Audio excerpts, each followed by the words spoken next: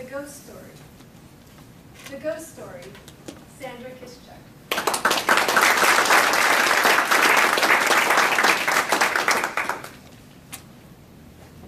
Man contest, master, fellow toastmasters, and guests.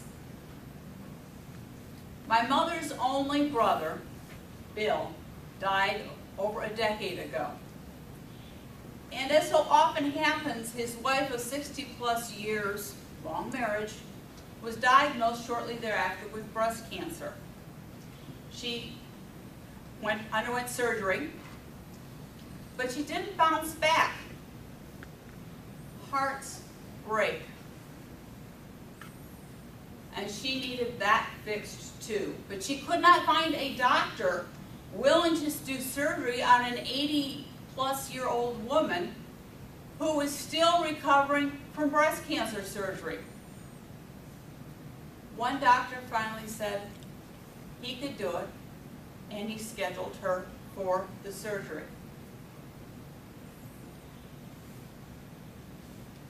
She was getting ready to go into surgery.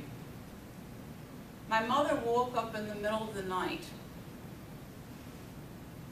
My aunt was in all of our prayers, all of our thoughts, because we were very concerned for her. When my mother woke up in the middle of the night, she saw her brother standing in the corner of the room. And he said, "I am coming back for Alice Marie," my aunt. My aunt went to surgery 2 days later. And yes, Uncle Bill came back for Aunt Alice. My Uncle Paul and Aunt Ray lived in Sarasota. Uncle Paul is a character. Uncle Paul, in his post-military days, in his mid-40s, in his hippie dress, in his 40s, he out-hippied me, let me tell you. He out-hippied me. He met Aunt Ray. Aunt Ray was a sparkling wit redhead, hot number. He was totally in love with her. They lived in Sarasota.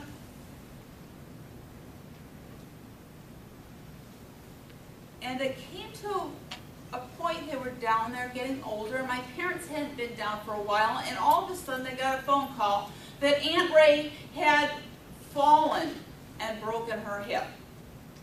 Mom and Dad got in the car, drove down to Sarasota to figure out what was going on. They got to the condo, and they found it was stacked everywhere with shopping bags. Shopping bags of clothes, shopping bags of food, shopping bags of household items. On every horizontal surface in the house. Every table, every counter, every chair, and on the floor. Aunt Ray always loved shopping, but she'd forgotten how to put things away. Failure to file, I call filing putting things away. Failure to file had been going on for a long period of time. And what had happened was she decided to sit on the chair with the wheels, but it was stacked that high with stuff. And that is how she had fallen and broken her hip. Mom and Dad took Uncle Paul and Aunt Ray over and put them into a nursing home assisted living facility so Aunt Ray could heal up, and Uncle Paul, who was not too able to take care of himself without assistance, would have proper care. They cleaned up the condo, and they went back home. Aunt Ray didn't improve. And then they discovered the reason Aunt Ray didn't improve, the reason for failure to file, was she had a brain tumor. So we visited frequently. Cracker Jack's sense of humor, and we walk in, she started cracking jokes. She's got a brain tumor, but she's telling sometimes a little bit off-color jokes for having a brain tumor, but great jokes. Until the last time I went to see her, and she was lying on a bed in the day room. And I went in, and the nurse came to me and said, "Hearing is the last thing to go. We have her in the day room so she does not die alone." I sat and held her hand for a period of time and talked with her. And when I got ready to leave, I said, "Ray, I've got to go." She squeezed my fingers. After she died, Paul started complaining he had problems swallowing, but he was feisty as ever. He took his motorized wheelchair, took it across 4 lanes of the highway to get to his favorite coffee shop. And it would have worked out, except when he went to come home, the battery died. So a passing motorist comes along, pulls Paul out of the ditch, pulls the chair out of the ditch, takes him back to the nursing home. After that, they took away his wheelchair. When? Red light gets me every time.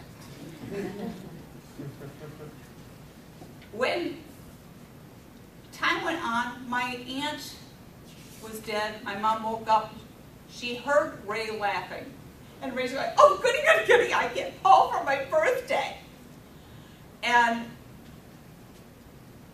my parents got a call shortly thereafter that Paul was dying and they needed to come down to the home. So they went down and visited. And Paul was lying in bed, breathing irregularly. And then his breath evened out and they said, well, you can go home, there's not a problem. They looked at the clock, it was 2 minutes past midnight. And they had 90 minutes to drive back home. But that 2 minutes made the difference. It was Ray's birthday.